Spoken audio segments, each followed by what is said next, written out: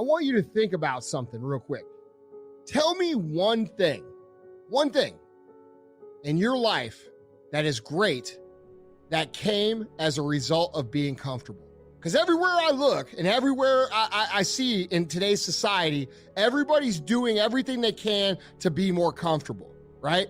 They're looking for the more convenience. They're looking for the quicker. They're looking for the faster. And see, there's opportunity in that for those of you that want to get better.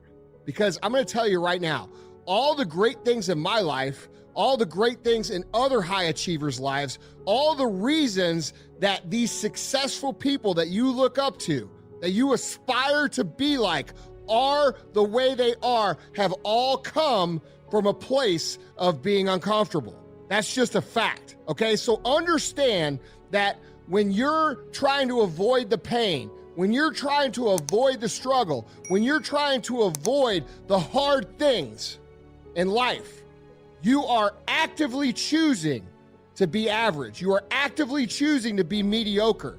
And you are actively choosing to move further away from what you want in life.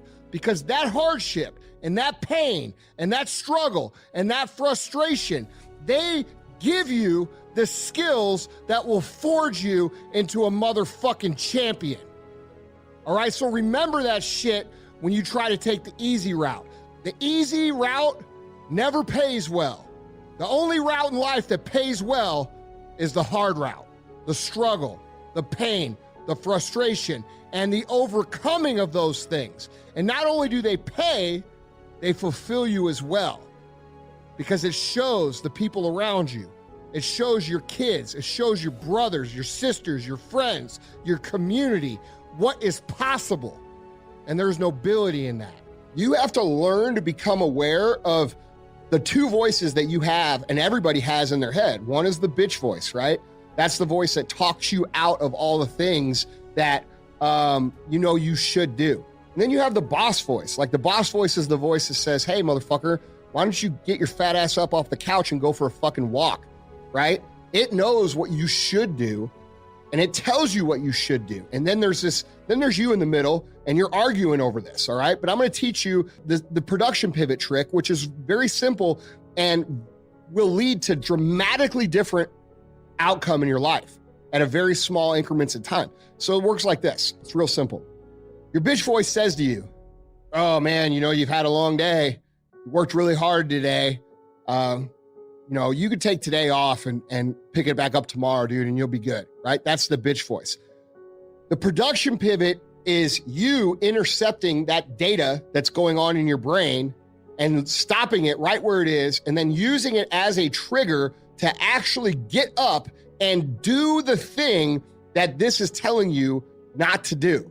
Meaning, if it's telling you to not work out, then what you should do is you should flip it right away and then go do some sort of workout. Now, do you have to go run a marathon? No. But if you get up and you went for a 20-minute or 30-minute walk where you normally would have done nothing, think of what's going to happen over the course of time and what your life will look like even after 1 year of doing this. Okay, so learning what a production pivot is and learning how to utilize your own thoughts to trigger productive action is one of the biggest competitive advantages you could ever develop in life. Look, man, it is really simple, okay? And this is the hardest part for people to understand. Your friends that you think are your homies right now are gonna be the people that are likely gonna pull you off course, okay? And you know why? Because they're not on the same path that you're on. This is something that most people can never get over, and this is why most people are most people, and why most people never achieve the things that they want to achieve, because they are too uncomfortable sticking to their own game, to their own plan, and going on their own journey, and not listening to Joe and Steve and Mary from the old neighborhood who are still stuck in that old way of thinking, in that old way of living. And guess what? That's not me judging them. There's nothing wrong with that. They're content. They're probably happy, okay? Just because they don't want to go make $1 billion or lose 100 pounds or create this awesome, fulfilling existence that, by the way, is worth all the effort to do, just because they don't want to do that doesn't mean there's something wrong with them. It just means that your nature and their nature are not aligned anymore. That doesn't mean you can't be friends with them. It doesn't mean you can't have a dinner with them. But what it does mean is that you're gonna have to get real fucking comfortable sticking to your own plan and telling them no when they wanna go out on Thursday, Friday, Saturday, Sunday, okay? This is the truth of success. Most people can't succeed because they can't deal with all the old motherfuckers pulling them off the game plan. That's the bottom line, all right? So if you wanna win, whether it's this year or next year or fucking ever, you're gonna have to get real comfortable keeping your head on your plan, and it's okay to see these people. You don't have to say, hey, fuck you, because you're not with me. You're either with me or against me. That's not true. The truth is, let people be happy and put the time into making yourself happy. That's what we're going for here, okay? People have different natures. Not everybody's meant to be a billionaire. Not everybody's meant to be a perfect human specimen physically. Not everybody's meant to be spiritually, woke, okay? So stop worrying about other motherfuckers and worry about yourself. You'll be a lot fucking happier. The real problem, which, by the way, no one ever talks about, is that everywhere we look at society, we celebrate victimhood. We are no longer celebrating people who put in the work. We are no longer celebrating people who overcome. Instead, we are celebrating people who have the saddest story. Instead, we are talking about and competing for the attention about who suffered the most. Well, let me tell you something, guys. You can compete for that your entire life and nobody's gonna bring you a motherfucking thing except a couple likes and a couple bullshit comments that people don't mean. The real winners are still and always will be the people who aren't immune from obstacles, but instead see obstacles as an opportunity to get better. They see this as the path to winning, and they are right. They will always be right. And no matter how much we try to soften the world down for everybody to feel like a fucking winner, not everybody will be.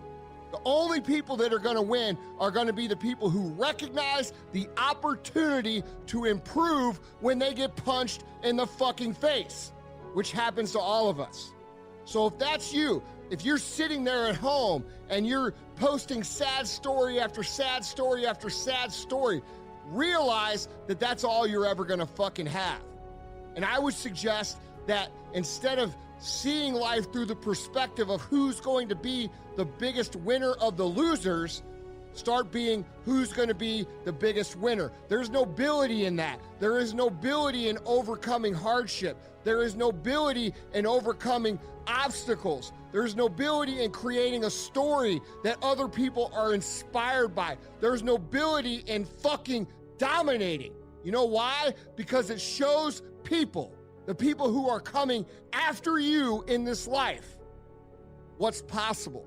It shows people who are coming after you in this life what they can achieve.